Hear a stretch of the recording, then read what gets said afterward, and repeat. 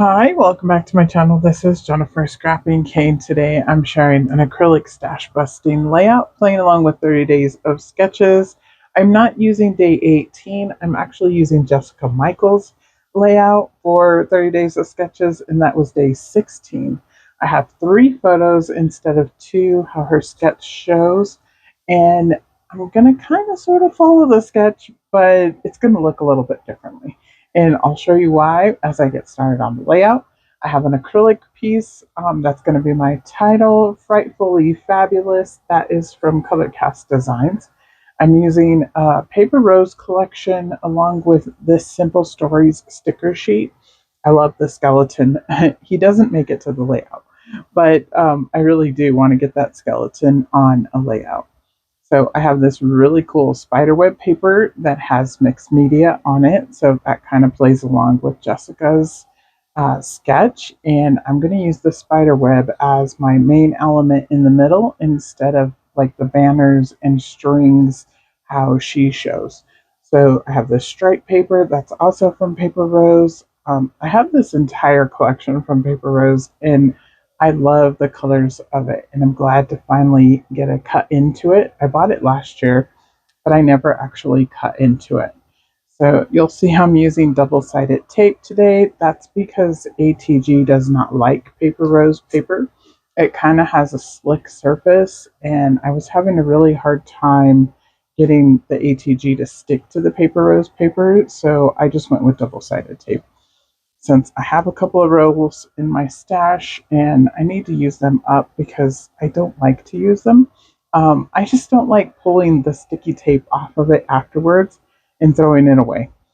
I would rather just use the ATG and have it roll up. So, anyways, that's my little rant. I matted the photos on white cardstock. The opposite side of the white cardstock was black, so I went ahead and did black cardstock also, and then the striped orange paper in 3 stripes of orange. And I did offset it, so neither one of them are completely on the orange or the black, but I like the way that it looks. And then down here at the bottom, I'm going to add these border strips from both of the papers. One came off of the spiderweb paper, the other one is off the stripe paper. And that is not in the sketch. I'm just adding that down at the bottom. I kind of liked giving it a little shelf at the bottom to lay on. And I'm going to add those. I inked up the edges of all of my papers as usual.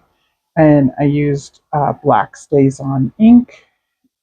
I'm gonna kind of sort of create a little scene at the bottom. Not really, but it kind of, I guess, is a scene. I used the little tombstone, and then I know this is Frankenstein, not the Hulk. He is the Hulk in the filter. This is a Snapchat filter.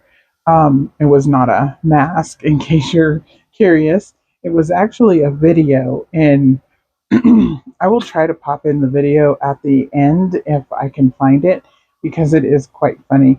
He's like, "Can you make it stop now?" I think it kind of creeped him out because when you moved your mouth or talked, it changed your voice, but it also, like, his facial expressions changed with it. It looked really like realistic, but it was just a filter. So here I'm going to do the Frightfully Fabulous title, which is an acrylic piece. And I just got that recently. I'm not sure if that's still available in the shop or not, but I decided it was pretty cool on here. This little banner strip is from the Simple Stories sticker sheet, and that says Ghouls Rule, which I thought was kind of cute and fun. And then I put a little uh, another wordy piece that says "Keep it creepy," and that little branch had an owl on it, but I didn't really care for the owl, so I flipped it over and tucked it in.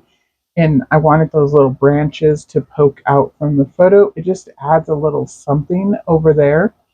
And then I'm going to add this cute little bat. So all of the pieces from Paper Rose have an embossing on them, and they are textured. So they're pretty cool, and I definitely want it to use as many of those pieces as I could on the layout. So I pulled a couple of the spiders also, and the little, what is it, a cat in the pumpkin down at the bottom, or mice in the pumpkin. I almost used the kitty, but I used the mice instead. I just thought they were cute. So here I'm going through my sequins. These are from my stash, and these are by Spiegel Mom Scraps, who no longer makes sequin packs, but I have lots in my stash since I was on her design team for a couple of years, and I'm going to use them up. This one here is Inky Dinky Doo, which is a whole bunch of black sequins. And then I use a couple of different ones for the orange sequence. One is a fall mix, and then the other one, I don't know what that one's called. I don't remember. Sorry. You can't buy them anymore. But if you do have them in your stash, they work really well for Halloween or anything really. You can match the colors out of any of the packs. And I usually use 2 or 3 packs at a time and mix and match, but I just love the little detail that sequins add. So I'm just going to go around. I'm not using any particular number of sequins. I was just trying to pop the colors around. And I could have added green. I didn't. I think there's a lot of green in the photos and then the little Frankenstein down at the bottom. And I thought that was just the right amount of green. And then I did the rest orange and black. So there you go. I held it up, give you a little closer look. I decided it needed one more spider. And this little spider is going to move around for a couple seconds because I couldn't decide where he was going to go exactly. I decided to pop him in right there. And there's a little bit closer up photos. I hope you guys enjoyed today's layout. I will have links down below to everybody who's playing along with acrylic stash busting. I believe all of us have a video up. I will have that information down below, and I will see you in the next video. Thanks for coming by.